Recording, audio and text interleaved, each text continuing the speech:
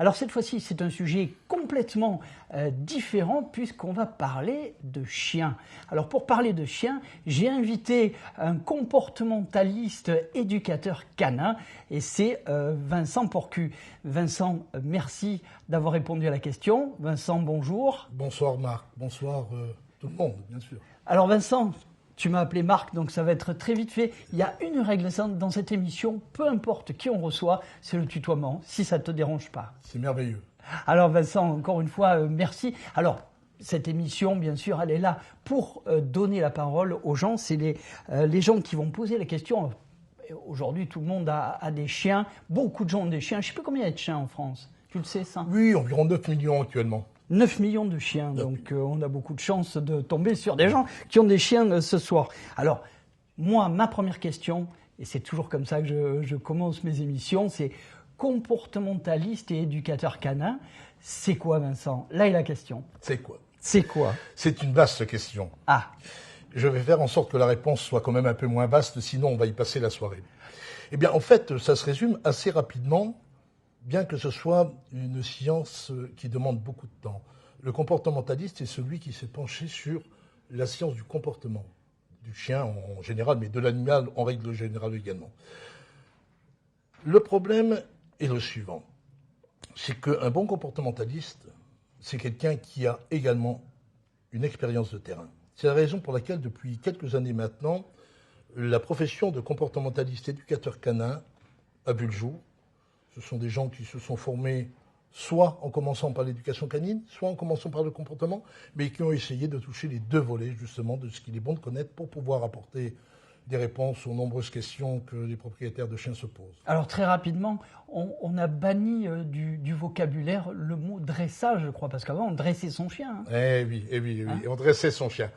Chacun sait que dans ce mot, il y a une connotation péjorative qui est extrêmement destructrice, notamment pour certaines oreilles. Aujourd'hui, on parle beaucoup plus d'éducation. D'accord. Et il reste néanmoins quand même certaines formes de dressage, puisque nous n'avons pas encore trouvé d'autres mots. Mais on va parler, je pense, au cours de cette émission et des suivantes, principalement d'éducation, parce que c'est ce qui intéresse avant tout les propriétaires de chiens. Le dressage concerne un certain nombre de personnes beaucoup plus restreintes. On parlait de 9 millions de chiens tout à l'heure. C'est un chiffre qui est intéressant, qu'il est bon de connaître, mais qui prend toute sa mesure lorsqu'on sait que ces 9 millions étaient 6 millions il y a 30-35 ans environ. Oui, il y a eu une explosion. Il y a eu une explosion absolument épouvantable. Hein. On pouvait considérer dans les années 75-80 environ un chien pour 10 habitants. Aujourd'hui, on a 1,5 chien pour 10 habitants. C'est-à-dire que la population canine a augmenté de 50%, là où la population humaine a augmenté de 10% seulement. Si on ajoute à ça, et vous allez voir que vous allez trouver là la réponse à la première question. Si on ajoute à ça le fait qu'il y a eu un basculement total de la population canine selon qu'elle était en milieu rural ou en milieu urbain, on pouvait considérer 80% de cette population canine dans les années 70-80 à une population canine rurale. Oui, c'est les villages. Voilà, exactement, les campagnes, alors que 20% se trouvaient dans les villes. Aujourd'hui, ces deux chiffres sont complètement basculés. Nous trouvons 80% de la population canine en milieu urbain pour 20% en milieu rural. Là aussi, il faut se poser la question pourquoi. Mais je pense que cette question la fera l'objet d'une autre émission, mais elle est extrêmement intéressante à creuser. C'est vrai, tu as raison. Alors, partant de là, eh bien, effectivement, vous savez, j'ai souvent eu l'occasion de faire le rapprochement entre les règles qui régissent la conduite automobile et les règles qui régissent la population canine. Lorsque le véhicule automobile a commencé à proliférer dans les années 35-40, eh bien, on a mis en place ce qu'on a appelé tout d'abord un certificat de capacité pour pouvoir conduire une voiture, ce qui est devenu le permis. Hein, rapidement, je ne suis pas absolument sûr des années, mais c'est à peu près dans cette période. Hein. Pourquoi? Parce que là où roulaient 3 voitures sur une route, les règles n'étaient pas nécessaires. Par contre, quand on a commencé à en voir 30 ou 300... C'est pareil aujourd'hui. C'est exactement pareil pour le chien.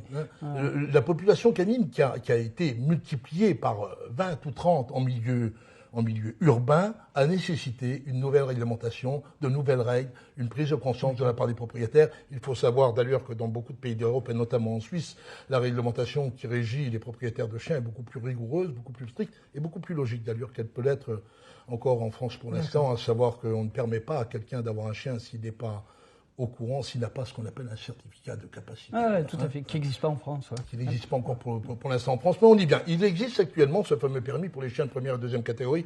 Ça aussi, je pense que nous aurons l'occasion d'en parler dans une émission prochaine. Voilà. On va en parler. Mais alors, tu as une espèce de super nanny pour chiens. J'adore cette émission. Ouais. Alors, c'est vrai que tu l'as dit.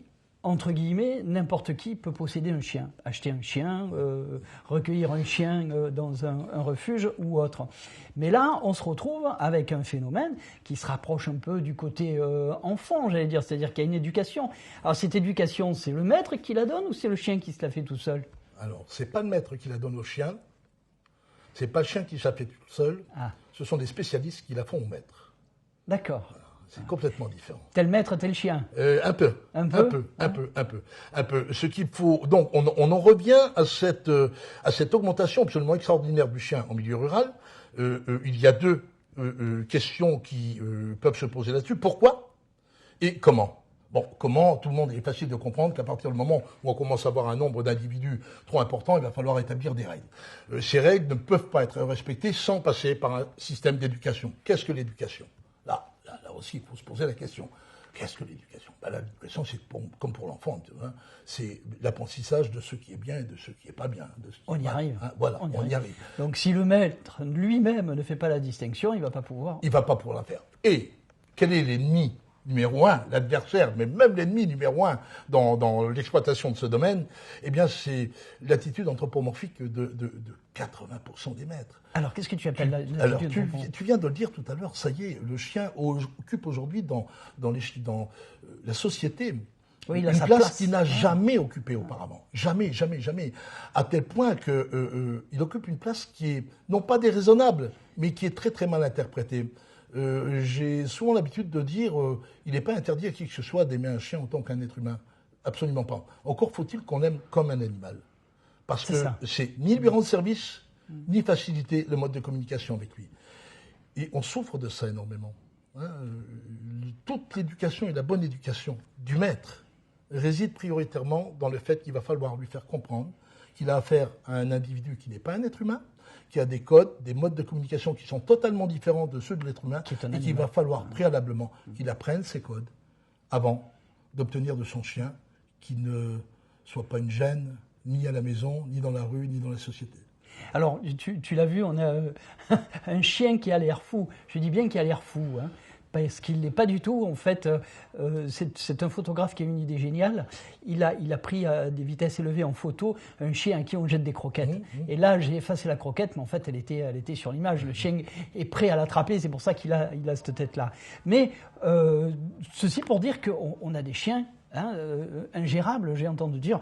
Moi, il saute sur tout le monde. Quand il voit les gens, il saute sur tout le monde. J'ose plus sortir. Enfin, il y a des tas d'exemples où, un peu comme l'enfant d'ailleurs, les gens n'osent plus sortir. Un peu comme l'enfant, où les gens n'osent plus sortir parce que le chien n'est pas éduqué. C'est ça. Alors, est-ce que c'est possible? Un chien, il a pris ses habitudes, il a pris ses aises, et maintenant on est bien embêté. Il a 2 ans, il a 3 ans, et il continue à sauter sur tout le monde. Et on peut revenir en arrière là-dessus? Alors tout dépend des individus, bien entendu, comme l'homme, exactement pareil. Nous avons exactement les mêmes paramètres là. Il est certain que selon l'individu, un chien à 2 ans ou 3 ans, on va encore pouvoir lui montrer la marche à suivre, la bonne façon de faire. Les méthodes mises en application ne vont pas être du tout les mêmes, bien entendu. Mais pour autant qu'on s'adresse à quelqu'un qui connaît son affaire, ça va être faisable. Maintenant, ceci ne vaudra jamais l'éducation du chiot, dès l'âge de 3 mois, dans la quasi-totalité des clubs sérieux qui sont sous l'égide de la Société canine Midi-Côte d'Azur. Nous avons maintenant des classes juniors, des classes biberons, même pour les bébés de 2 mois et demi, 3 mois. D'accord. Et là, justement, c'est là où on leur apprend la société, on leur apprend à vivre en société. Et c'est là où les maîtres commencent à prendre conscience qu'ils ont dans les mains un animal et non pas un être humain. Et donc tout le reste suit assez facilement, il faut bien le dire après. Alors grosso modo, quelles sont les erreurs à pas commettre quand on a un bébé chiot La première. La première. La première de toutes. La première de toutes. C'est prendre conscience. De toutes les façons. Et en lisant, en interrogeant, en se documentant, prendre véritablement conscience qu'on a un animal entre les mains. Encore une fois, je le dis, il ne faut pas retenir cette remarque, son côté péjoratif, parce que quand on parle d'animaux, on dit c'est moi. Non, c'est pas moi, c'est autre chose. Ça veut dire que c'est un animal, ça veut dire qu'il a sa place d'animal. Il a sa place, il a surtout ses codes d'animaux. Il a ses modes de communication, ses moyens de communication. On en parlera, on aura l'occasion. Dans le domaine de l'éducation, il y a dans les modes de communication des modes extrêmement forts, comme par exemple la règle des intonations, qui est une des règles de communication les plus importantes. Lorsqu'on ne met pas en application cette règle, l'animal ne peut pas comprendre, c'est pas possible. Il finira par ne plus avoir besoin de respecter cette règle. Mais il faudra en passer par là de la même façon que lorsqu'on parle à un enfant, eh bien, on a une intonation qui est toujours en correspondance avec l'âge de l'enfant. On ne va pas dire à un enfant de 3 ans, sur le même ton, une chose donnée qu'on lui dirait lorsqu'il a 12 ans. Bon, eh bien, il faut savoir que le chien reste un enfant toute sa vie. Déjà là, ça ouvre un certain nombre de portes. Alors, tu l'as dit, c'est un enfant, le chien est un enfant. On achète ou on se fait donner la belle petite peluche qui a quelques semaines, un mois, qui est sevrée, qui est magnifique. Et du coup, on va pas le faire dormir par terre. Et puis on le met sur le canapé. Et puis on le fait monter sur le lit. Et il faut pas, non ? Alors, oui, là c'est un peu le rôle, je pense, de cette première émission. On va un petit peu dans tous les sens, mais c'est pas plus mal non plus. Parce qu'effectivement, ça, là, tu viens de mettre, Marc, le doigt sur quelque chose d'essentiel. C'est-à-dire le positionnement hiérarchique du chien dans la meute, dans la famille. Hein. Il faut savoir que, au même titre que l'homme d'allure, mais de façon beaucoup plus prononcée, chez l'animal, lorsqu'il vient au monde, qu'il s'agisse d'un mâle ou d'une femelle d'allure, il ne faut pas faire de sectarisme dans ce domaine. L'individu veut occuper la place de leader. C'est normal. C'est une réaction normale. Ensuite, la nature, lorsque l'animal vit dans la nature, fait le reste, et c'est tout naturellement qu'il va, à un moment donné, occuper la place qui est la sienne. Ne parlons pas de la nature, parlons de la famille. C'est plus du tout pareil. On ne peut pas permettre à un animal d'être le leader dans une famille. C'est pas possible, parce que ceci est accompagné d'un certain nombre d'attitudes comportementales qui seraient non seulement préjudiciables, mais qui seraient même totalement insupportables.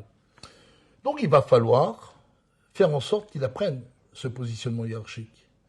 Et là aussi, en dehors d'un certain nombre de choses qu'il est bon de mettre en application et de savoir, il y a des petites choses très très simples, très. Alors vas-y, allez. Par exemple, allez. C'est des choses simples, dans une meute, le leader, celui qu'on appelle communément le dominant, mais qui est un terme totalement impropre. Hein.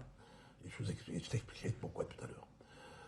Le leader mange toujours avant les autres. Toujours. C'est-à-dire que si on transpose cette situation dans la vie familiale, dans la mesure où votre chien vit avec vous dans la cuisine, dans la salle à manger, et qu'il vous voit, vous ne devez en aucun cas lui donner manger à vous, avant vous. Pourquoi ? Parce que c'est lui faire passer un message selon lequel il est leader. Il est leader. D'accord. C'est pareil pour le couchage. Le nombre de fois où on me demande, mais mon chien dort dans la chambre, on n'a rien à fiche qu'il dort dans la chambre de chien. Ça regarde tout le monde. Par contre, il ne doit pas dormir sur un même pied, sur un même plan que l'homme. Parce que là encore, dans la nature, le leader dort toujours sur le point culminant, tout le temps. Ce sont des petits messages tout simples qu'il est facile de mettre en application. Mais tu as raison de soulever ça, parce que je sais que j'ai eu un chien, je n'en ai plus, mais la première chose que je faisais quand je rentrais, c'est d'abord lui donner à manger. Parce que pour moi, il était plus important de donner à manger à mon chien en priorité et moi de manger après. Donc c'était une erreur. C'est de l'anthropomorphisme. Voilà. C'est-à-dire c'est appliquer à l'animal des règles qu'on comprend et qu'on applique très volontiers à l'être humain. Il est normal qu'on fasse manger des enfants avant, par exemple. Oui, il est normal, c'est logique, on ne comprendrait pas le contraire. Ça ne va pas le traumatiser. Par contre, en donnant à manger à son chien avant, on lui fait passer un message très clair. D'accord. Et donc ça, il faut éviter. Alors, je suppose que des erreurs comme ça, il doit y avoir des tonnes. C'est ton métier d'intervenir, toi, comportementaliste, d'intervenir chez les gens. Comment ça se passe ? Les gens t'appellent, te disent voilà, est-ce que vous pouvez venir à la maison ? J'ai un problème avec mon chien. Alors, tout dépend du problème qu'il y a. Soit je leur demande de venir consulter donc chez moi, soit je me rends sur place, en fonction du trouble qu'on m'explique. Ce qu'il faut savoir quand même, et là je vais probablement faire hurler un certain nombre d'auditeurs, dans 80% des cas, le problème ne vient pas du chien. 80%. Il faut le reconnaître honnêtement. Et d'ailleurs, il faut aussi reconnaître que dans 80% des cas que je traite, les propriétaires reconnaissent très bien que le problème est chez eux et non pas chez le chien. Donc il y a véritablement un amour là, et ils sont prêts à tout pour solutionner le problème, et au besoin, prendre la responsabilité du mal qu'ils m'exposent. D'accord. Ouais, maintenant que tu le dis, c'est vrai que ça paraît évident. On va revenir un petit peu tout à l'heure. On va revenir sur quelques notions avec le chien, des notions de bien et de mal. Mais avant tout, Vincent, il faut bien vivre. On va faire une petite pause de pub et j'en profite pour vous dire que sur le site, vous avez vu, vous avez une petite interface avec votre pseudo et votre message. N'hésitez pas, si vous voulez poser une question à Vincent, hop, vous mettez votre pseudo, vous mettez votre message et Vincent y répondra. Allez, une page pub et on se retrouve tout de suite après.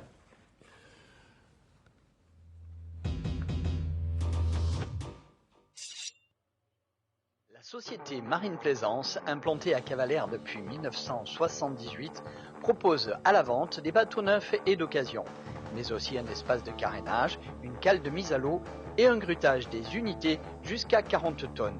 Marine Plaisance vous propose également de découvrir son agence commerciale avec accueil des clients. Marine Plaisance est concessionnaire des marques Jeannot, Prestige, Prestige Yacht, agent motorisé Volvo, Suzuki, Mercruiser. L'assurance d'une navigation réussie en toute sécurité, c'est Marine Plaisance à Cavalère. Téléphone au 04 94 64 01 32. Votre agence Soka Renault à Grimaud dans le golfe de Saint-Tropez, c'est au 04 94 43 45 45. Dis papa, t'es capable de faire pleuvoir?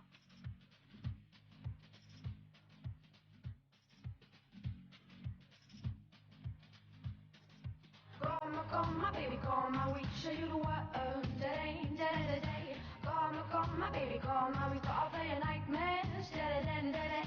Come, my baby, come, we live it forever. Day, day. Come, my baby, come, we not let you go. Oh, oh, oh, oh. My love, I just feel so lost without you. Nouveau Renault Scénic, réinventons le quotidien.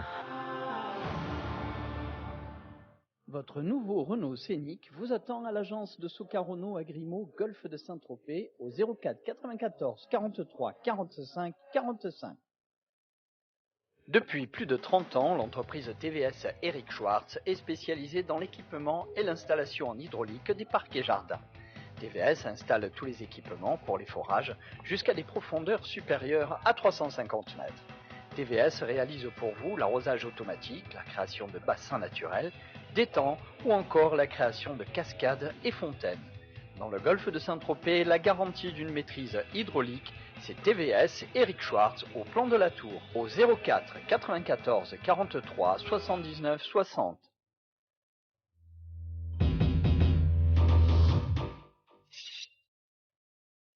Voilà, de retour sur ce plateau de Là est la question avec Vincent Pourcu, comportementaliste et éducateur canin. Donc déjà, moi perso, j'ai appris déjà pas mal de choses, mais c'est pas fini. Alors, on parlait de meute, on parlait de mâle dominant.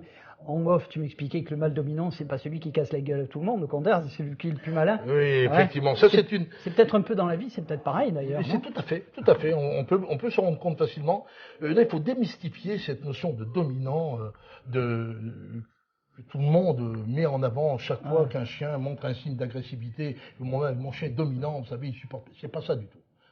Dans une meute de chiens sauvages, de loups, de canidés qui vivent à l'état sauvage, il faut savoir que le dominant n'est pas du tout le plus méchant, le plus solide, le plus fort. Le plus agressif. C'est l'individu que le restant de la meute considère comme étant le plus apte à les protéger, à les conduire, à les défendre éventuellement.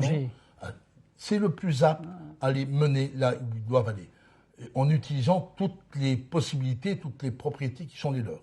Mais c'est pas du tout le plus fort, contrairement à ce qu'on pourrait croire. L'intelligence prend une part extrêmement importante. On peut être très costaud, comme chez l'humain, et être coulant comme l'humain.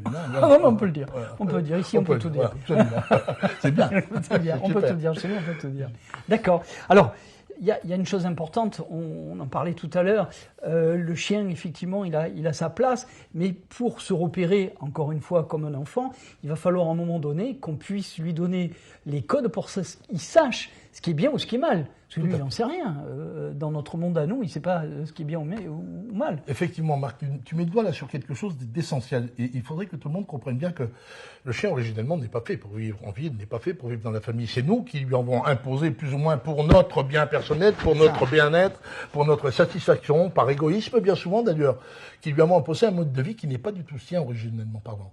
Donc, c'est à nous à faire l'effort que, effectivement, il va falloir lui apprendre un certain nombre de règles qui régissent la société dans laquelle il vit, mais encore une fois, dans laquelle il n'a pas demandé à vivre. Alors ceci, ça s'apprend justement dans les associations canines, aussi avec des professionnels, il y a d'excellents professionnels. Moi, je plaide toujours, bien qu'étant professionnel, je plaide toujours pour l'association canine. Pourquoi ? Parce que la première des règles, la première des choses à apprendre à un animal, c'est la socialisation. La société, la vie en société. Et il n'y a rien de tel qu'un club où il y a de nombreux chiens. Où il va croiser d'autres chiens. Il peut croiser, où il va jouer, etc. En un mot, lui apprendre qu'il vit dans un monde qui est un monde ami, qu'il s'agisse d'individus, qu'il s'agisse de congénères. Donc ça, c'est extrêmement important. L'apprentissage de ce qui est bien et de ce qui est mal, et non pas l'apprentissage du bien et du mal, comme je l'ai entendu une fois, ça n'a rien à voir, c'est une notion purement humaine, ça. Hein. L'apprentissage de ce qui est bien et de ce qui est mal, il le sait dans la nature, le chien. Ce qui est bien, ce qui est mal. Par contre, il ne le sait pas chez nous. Eh oui, donc, dans notre monde à nous, on va lui pas. apprendre. Ouais. Et pour lui apprendre, que doit-on faire ? Alors, encore une fois, là, il faut essayer de se souvenir que, tout bêtement, pour lui apprendre, il va falloir communiquer.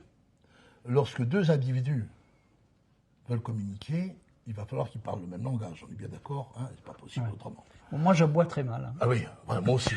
Moi aussi. Mais l'aboiement n'est pas forcément nécessaire, bien que. Alors, qu'est-ce qui va se passer ? Soit le chien apprend à parler humain, pourquoi pas ? soit on essaye d'apprendre son langage ou ses codes à lui. Bon, la réponse est évidente, bien entendu. Et il ne faut pas croire que le langage de l'animal est un langage pauvre. Si c'est un langage rudimentaire, il n'en est pas moins extrêmement riche. Et les différents modes de communication du chien sont extrêmement riches. Si on évoquera un jour la communication tactile, la communication olfactive, la communication auditive, mais rien que en parlant de la communication olfactive, je ne sais pas si tu as vu dernièrement encore cette nouvelle expérience qui a été faite avec des Malinois qui sont capables de détecter la présence de cellules cancéreuses pour le cancer du sein. On l'avait déjà vu. Et puis les expériences qui ont été faites sont absolument prodigieuses, puisqu'il n'y a pas d'échec, il y a 0% d'échec. Donc c'est quand même extraordinaire. C'est-à-dire quoi ? C'est-à-dire que le chien a un organe olfactif qui lui permet de faire des choses qu'aucune machine au monde ne peut faire. Donc on connaît un peu le fonctionnement aujourd'hui, un peu bien même, mais on n'en connaît pas encore les limites. On en découvre toujours. D'accord. Donc, déjà là, voilà un mode de communication qui est d'une richesse absolument incommensurable. La vision, le regard. C'est autre chose. La vue du chien, elle n'est pas comparable à celle de l'homme. On dit qu'il voit mieux, non, il voit autrement. Il a une vue qui est un peu plus intéressante de nuit que l'homme, mais bon, il voit pas mieux. C'est comme Louis, il perçoit des fréquences qui sont différentes des nôtres. Mais il est faux de dire que le chien entend 500 fois plus que nous. C'est pas vrai. Il y a deux modes de communication chez le chien que tous les propriétaires de chiens doivent prendre en compte et en considération. C'est la communication olfactive et la communication tactile. Ce sont deux modes de communication essentiels chez le chien. Lorsqu'un chien a un problème, quelque part, il va le sentir grâce à son... C'est pas le sentir comme on sent une rose, c'est autre chose. C'est la perception, c'est un peu scientifique de phénomènes qui vont lui permettre d'analyser notamment des informations à caractère émotionnel, mais en passant par là, il est capable de découvrir beaucoup de choses. Et ensuite, il y a la communication tactile par le toucher. Le chien est capable de faire passer des messages absolument extraordinaires, comme l'être humain. D'accord. Comme l'être humain. Le chien se sert de ça. Ah ben bien entendu. L'homme s'en sert. Oui. Je dis souvent, à l'occasion d'une conférence ou d'une autre, je dis, mais quand vous prenez la main de la personne que vous aimez, est-ce que vous êtes capable de me dire s'il y a un autre moyen pour faire passer le message que vous voulez faire passer, là ? en trônant, en tenant. C'est bien du tactile, ça, quand même. Et le chien fait de même. Le chien fait de même. Il y a un exemple que j'ai souvent raconté lorsque vous entrez à votre maison le soir après une journée de galère totale, hein, et vous avez vu 1000 contrariétés, et alors, assez curieusement, vous allez observer un comportement différent chez votre chien. Ouais, le chien va bouder. Il va venir, il va être là, il va sentir quelque chose qui ne va pas. Et si on poursuit, et si vous avez un bon contact avec le chien, il va venir en contact de vous, il va venir vers vous, il va venir se toucher. Pourquoi? Parce que par ce mode de communication, il essaye de vous communiquer quelque chose de positif, et assez extraordinaire. Ben, ça fait du bien. Ah. On ressent une sensation de bien-être à ce moment-là. Donc il y a quand même quelque chose. Il ne faut pas repousser et renier une chose sous prétexte qu'on l'explique encore mal. Il y a des choses qu'il faut accepter comme étant vraies, hein, comme étant une vérité première, et puis c'est tout. Alors, il y a une chose aussi qui... là, tu parles de l'espèce canine en général, mais bien sûr, il y a des races qui ont leurs propres caractéristiques. Alors moi, il y a un sujet que j'aimerais bien qu'on parle un petit peu plus, si tu le veux bien, c'est la législation. Tu as parlé de législation, c'est vrai que c'est quelque chose qui m'est étranger, parce que ça fait longtemps que j'ai plus de chien, mais à l'époque, j'avais un berger de Bosse. Mais mon berger de Bosse, à l'époque, il n'était pas ni muselé, ni en laisse. Certes, elle m'écoutait, elle marchait à côté de moi, elle était à mes pieds, mais je pouvais me promener tranquillement dans la rue avec mon chien sans souci. Aujourd'hui, c'est encore possible, ça, ou pas? Oui, avec un berger de Bosse, c'est encore possible. Ça va plus l'être très longtemps, je pense, à mon avis, puisque le législateur a prévu déjà des textes dans ce domaine.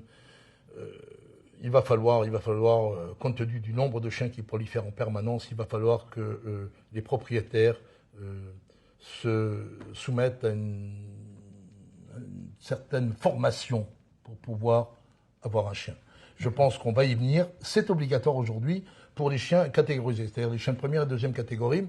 Alors pourquoi ces chiens-là sont en première et deuxième catégorie? On pourrait en parler toute une soirée, donc je ne tiens même pas à évoquer le sujet. Je dirais simplement qu'en ce qui me concerne, et ceci n'engage que moi, la catégorisation de ces races est quelque chose de profondément injuste, puisque on ne peut pas être dans le milieu canin et ignorer que, par exemple, l'American Staffordshire Terrier, un des chiens les plus gentils qui existent avec l'humain, que tous les molossoïdes sont des bagarreurs, qu'il s'agisse d'un rot, qu'il s'agisse d'un staff, qu'il s'agisse de n'importe un boxer, ils sont tous bagarreurs. Bon, allez, le législateur a fait ce qu'il a cru devoir faire à un moment donné. Toujours est-il que c'est, à mon avis, la porte qui s'est ouverte vers une nouvelle législation concernant tous les propriétaires de chiens. Donc aujourd'hui, pour l'instant, ce qu'il est bon de savoir, c'est que les chiens qui sont catégorisés en deux groupes, la première et deuxième catégorie. Dans la première catégorie, vous avez ce que tout le monde connaît, donc les pitbulls. Le pitbull, c'est ni plus ni moins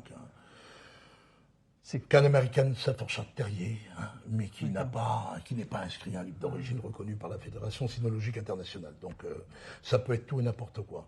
Ce sont tous les chiens, en définitive, qui, morphologiquement, correspondent à un standard qui est décrit dans la loi 99.5, et qui n'ont pas d'inscription au livre des origines françaises ou à un livre d'origine reconnu par la Fédération cynologique internationale, ce que tout le monde appelle l'AFC. Sauf une race. Une race. Le Rottweiler. Qu'il ait une inscription à un livre d'origine ou qu'il n'en ait pas, il restera deuxième catégorie. D'accord. Voilà. Là aussi, pourquoi? Tout ne peut pas se dire sur un plateau. Bon, alors, on restera là. Bon, je te disais, c'est vrai que les choses ont évolué. On va parler des chiens qui divaguent. Tiens, j'en ai vu deux qui couraient l'autre jour. C'est rare, ça faisait longtemps que c'était pas arrivé. Ils se baladaient, hein, ils étaient ensemble. Et visiblement, ils avaient décidé d'aller à la plage ou je sais pas, de faire un truc ensemble. C'est de la divagation? Alors là aussi, si on reprend la législation qui est prévue dans le Code rural et qui est toujours active aujourd'hui, hein, bien le chien, lorsqu'il est au-delà de 100 mètres, il est considéré comme étant en état de divagation. Au-delà de 100 mètres de 100 mètres. Cette règle a été faite à une époque où le chien n'avait pas du tout la place sociale qu'il a aujourd'hui. On est bien d'accord, c'est ce qu'on a dit tout à l'heure. Non seulement elles sont en train de changer, ces règles, mais elles sont, Dieu merci, appliquées avec beaucoup plus de bon sens aujourd'hui par les forces de l'ordre. En principe, ce sont les agents de police municipale qui gèrent ces choses-là. Et le conseil que je leur donne chaque fois que j'ai des formations avec eux, c'est de leur dire que c'est très simple pour savoir s'il y a un chien. Soit il n'y a pas le maître et il divague, c'est clair. La question est réglée. Soit il y a le maître. Et sur un rappel, un coup de sifflet ou n'importe quoi, le chien revient au pied. Et qu'il soit il y a 10 mètres ou à 100 mètres, on s'en fiche complètement. Soit le chien est à 15 mètres Il ne revient pas, il s'en va dans la direction opposée. Et là, il est en Et là, danger. Voilà. Ah Là, ouais. c'est ce qu'on appelle essayer de privilégier le bon sens par rapport à la lettre de la loi qui souvent est mal appliquée. Voilà. On s'aperçoit que aujourd'hui, c'est un sujet vaste quand même. Hein. Il y a beaucoup de problématiques, hein, mais a priori, maintenant, il y a des solutions. Donc, avec des gens comme toi. Oui, il y a des solutions. Alors, le problème est vaste dans les grandes villes. Il est beaucoup moins vrai en zone rurale. Là, encore une fois, il faut que le bon sens soit privilégié. Il ne faut pas non Les plus, petits villages, voilà, faut pas non plus courir derrière le dernier chien. Quelqu'un que j'aime beaucoup m'a dit il y a un an ou deux, alors que je faisais remarquer que bon, dans le village, il y avait peut-être des chiens qui divaguaient. Et il m'a fait remarquer très gentiment. Mais tu sais, on est dans un village ici. Ouais, Puis ça. bon, t'as déjà vu un accident? Non, il y en a pas. Bon ben voilà, il faut pas refaire le monde quand le monde tourne bien. Voilà. Et je me suis rangé à cet avis. Par contre, c'est vrai que cette chose-là n'est pas forcément acceptable en ville. Hein, quand il y a Ouais, eu tout à fait. une population canine qui est extrêmement condensée, hein, il va falloir quand même qu'il y ait des Ne règles. serait-ce hein. que par propreté. Parce qu'il y a des- Ne je serait-ce sais que par pas, mais il y a propreté. Des villages du Golfe, faut faire attention où tu mets les pieds. Hein. Là Faut aussi, voir, hein. d'ailleurs, il faut bien comprendre que dans la législation, lorsque le législateur a fait cette loi sur les chiens de première et deuxième catégorie, c'est certain qu'au départ, il y a une notion de dangerosité. Hein.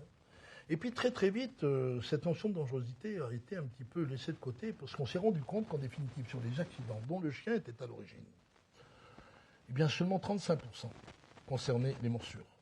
D'accord. Et le reste, ça concerne des chiens en divagation, ça concerne des déjections sur la voie publique où quelqu'un glisse dessus, ça concerne des accidents. Donc, qu'est-ce qui est le plus dangereux? Un chien qui va aboyer et qui va mordre le mollet de quelqu'un, ou un chien qui divague et qui va faire tomber un gosse en scooter? Ouais. Hein, on peut se poser la question aussi. Dans un cas comme dans l'autre, il y va de la responsabilité ou de l'irresponsabilité du propriétaire. C'est la raison pour laquelle le législateur, à mon avis, va aller un peu plus loin dans les règles qui régissent les propriétaires de chiens. Un dernier conseil, Vincent, et pas des moindres. On arrive en période de Noël. Ouais. C'est curieux, mais c'est comme ça. Ouais. C'est une période forte où on achète des chiens. Ça ne me viendrait pas à l'esprit, mais je crois que je l'ai fait. C'est tristement vrai. Je ne suis pas sûr. Mais ouais, c'est tristement vrai. Qu'est-ce que tu peux donner comme conseil? Parce qu'aujourd'hui, moi j'ai entendu beaucoup de choses sur l'achat des chiens. Des chiens qui étaient importés des pays de l'Est, qui avaient été croisés entre eux, qui étaient porteurs de maladies. Enfin, il y a un trafic, il y a un truc qui n'est pas très clair là-dedans. Qu'est-ce qu'on peut faire pour éviter de tomber dans le piège, Vincent? Il faut savoir que le trafic de chiens est le deuxième ou troisième trafic qui rapporte le plus d'argent aux malfrats. C'est inouï, hein, quand on y regarde.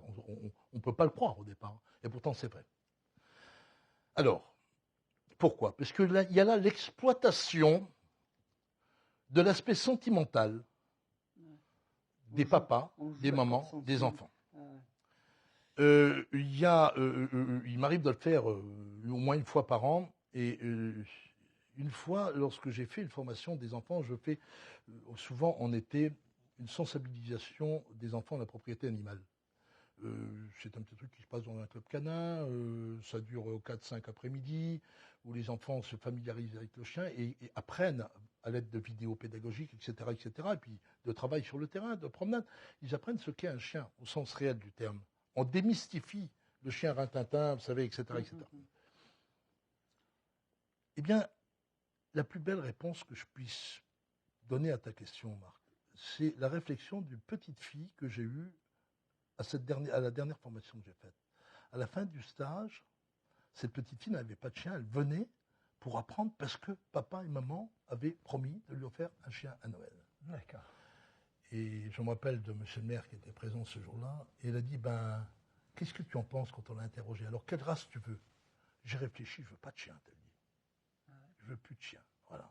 Autrement dit, faisons très attention. C'est une responsabilité. Et moi, j'invite tous les parents à faire une chose. Ça peut paraître complètement idiot ce que je veux dire, mais croyez-moi, ça a porté ses fruits. Lorsqu'un enfant réclame à corps et à cri un chien, achetez-lui donc une plante. Vous verrez dans 6 mois si la plante est encore vivante ou pas. S'il n'est pas capable de s'occuper d'une plante, il ne s'occupera jamais d'un chien. Ou alors vous le prenez pour vous. Voilà. Hein, écoute, on va finir là-dessus, Vincent, parce que c'était magnifique. Alors, tu as écrit un livre qui s'appelle Le Moniteur de Club numéro 2. Donc je le Oui, montre. c'est le deuxième tome, Allez, je effectivement. montre celle-là. Voilà, on la voit mieux. Donc c'est le deuxième tome. Je suppose que tu en as écrit un. Oui, il y a eu un Oh là, premier je tome. suis fort ce soir. Bon, et ça parle de quoi par Bah, Vincent dans celui-là, j'insiste plus particulièrement justement sur la communication entre l'homme et le chien. D'accord, Voilà. très intéressant. On peut le trouver où? Alors on peut le trouver soit chez Animaux Diffusion, bien entendu, soit chez Polytrans, donc qui est un des organismes les plus importants qui distribue, c'est sur le dos. Ah, c'est sur le dos. Sur le dos, voilà, Pardon. voilà. Hein. Ah oui, oui. Donc c'est très connu, D'accord. c'est un site très connu, Polytrans. Hein. Nid France, nous l'avons là, si tu permets, Marc. Oui, oui, bien Voilà, sûr. donc la page de Polytrans qui est La là. montre, celle-là. Mais n'importe Voilà. qui peut le D'accord. trouver sur Internet. Hein. Ok. Et puis dans la presse spécialisée canine Ok. également, bien entendu. Ben écoutez, voilà un ouvrage qu'il faut posséder avant de posséder un chien. Vincent, merci infiniment de nous avoir apporté ces lumières canines. Merci Marc. Ouf, ouf. Je le fais bien. Chers auditeurs, merci d'avoir suivi cette émission. Et puis, ben, je vous en dis pas plus, mais le mois prochain, je vous réserve une petite surprise. Peut-être que TV Azur va aller un petit peu plus loin, vous allez voir. Enfin, je vous en dis pas plus. Ceci dit, je vous souhaite une excellente journée. Encore merci Vincent Merci et à bonne toi. soirée. Très très bonne journée, très très bonne soirée. Et au mois prochain, si vous le voulez bien.